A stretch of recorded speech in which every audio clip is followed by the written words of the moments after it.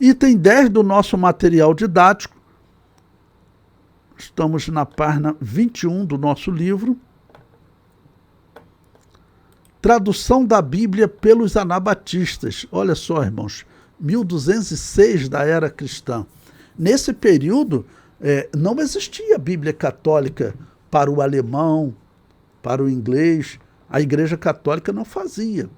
Ela mantinha a Bíblia no idioma morto, que era o latim, que só os padres falavam.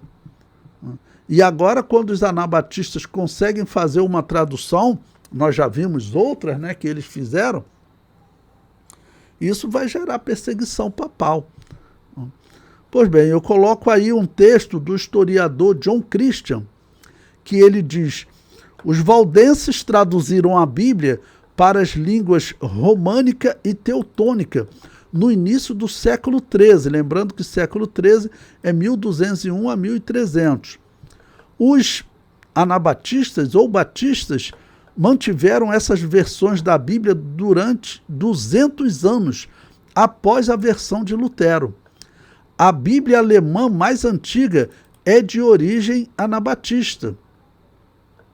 Somente nestas versões aparece a epístola de Paulo aos laodicenses, laodiceanos, né? Os irmãos sabem que existe, segundo a história, uma epístola que o apóstolo Paulo teria escrito aos laodicenses. Nessa tradução diz que eles mantiveram essa epístola.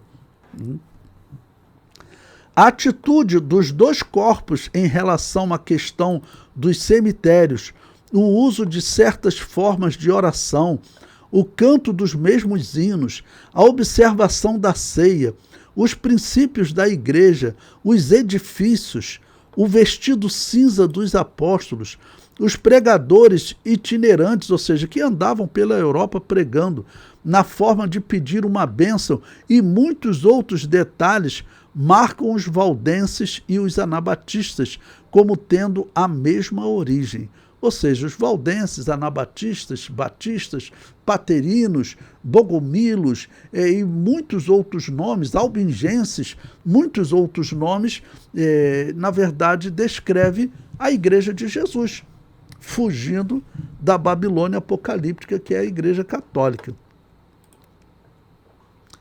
O comentário desse historiador prossegue.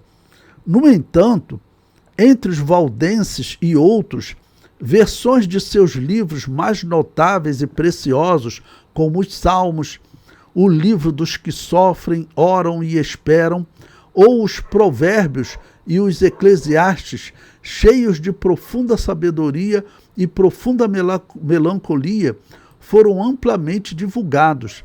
Então, ele está citando aqui livros, né, que eles citam, em especial um livro que eu gostaria, que eu nunca encontrei, o livro dos que sofrem, oram e esperam.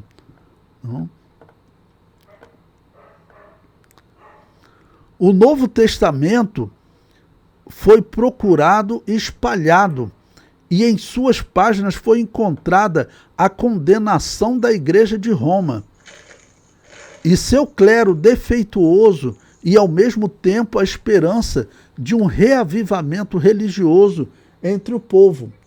Então ele está descrevendo que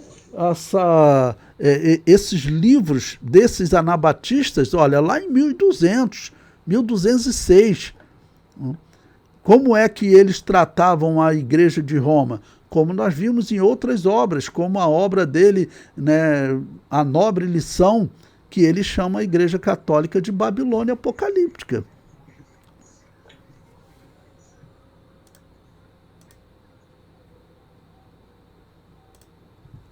O comentário prossegue. O gancho do Apocalipse, a imagem de Babilônia, deu-lhes uma imagem dos horrores da igreja. Na Nova Jerusalém, eles viram a restauração cristã que ansiavam.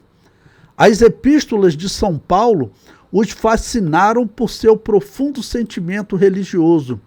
Sua sabedoria tão profunda, seu pensamento tão espiritualmente livre, sua descrição dos costumes tão simples, Os Atos dos Apóstolos deram a eles um modelo insuperável de uma vida pobre, virtuosa e feliz, como a dos cristãos primitivos, com seus rituais simples e com todas as coisas em comum. Né? Por quê? Porque esses cristãos viviam no campo, então ter as coisas em comum significava que eles dividiam uns com os outros. Assim como as igrejas evangélicas fazem hoje. Nós vemos igrejas evangélicas em locais pobres que eles ajudam um ao outro, né? Isso significa ter tudo em comum. E prossegue. Mas foi o evangelho, acima de tudo, que lhes mostrou na pobre e humilde figura de Jesus o ideal perfeito de uma verdadeira vida religiosa, tão diferente das dos ostentosos pontífices de Roma. Né? Ostentosos pontífices de Roma, lembre-se que eu tenho dito para vocês, nesse período tinham arcebispos e bispos que eles eram mais ricos do que os nobres e os reis.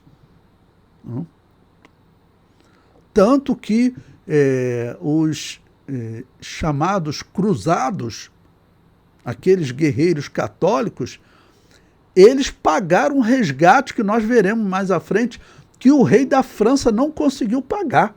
O rei da França foi capturado, o rei não conseguiu pagar. Aí os cruzados católicos falaram assim, não, a gente consegue. Eles deram dinheiro para livrar o rei da França dos muçulmanos. Segundo o professor Minotti, as versões do século XIII da Bíblia italiana surgiram como muitas das outras versões antigas, anonimamente, das pessoas que exigiam um meio de afirmar as ideias religiosas nelas nascidas, pela mudança que ocorrera em suas vidas. Mas, se considerarmos sua íntima relação com as traduções heréticas contemporâneas da França, Provença e Saboia, podemos acreditar com segurança que a primeira versão italiana teve sua origem em alguns centros da seita chamada de pobres da Itália. E se considerarmos sua fraseologia, podemos ainda mais ousadamente que ela tenha sido emitida pelo Patarenec da Toscana, ou seja, que eram nomes que eles davam aos anabatistas, pobres da Itália, pobres de Lyon, Patarenec, Paterinos, Valdenses, Bogomilos, eram todos nomes que eles davam às igrejas anabatistas, às igrejas evangélicas, às igrejas cristãs. Essa é uma questão muito importante que nós não podemos pregar diferente. Se nós dissermos que essas igrejas católicas eram as igrejas cristãs, como os luteranos calvinistas dizem, e como a Assembleia de Deus está cometendo o erro de dizer recentemente, essa é a morte da nossa fé, irmãos. É a morte da nossa fé.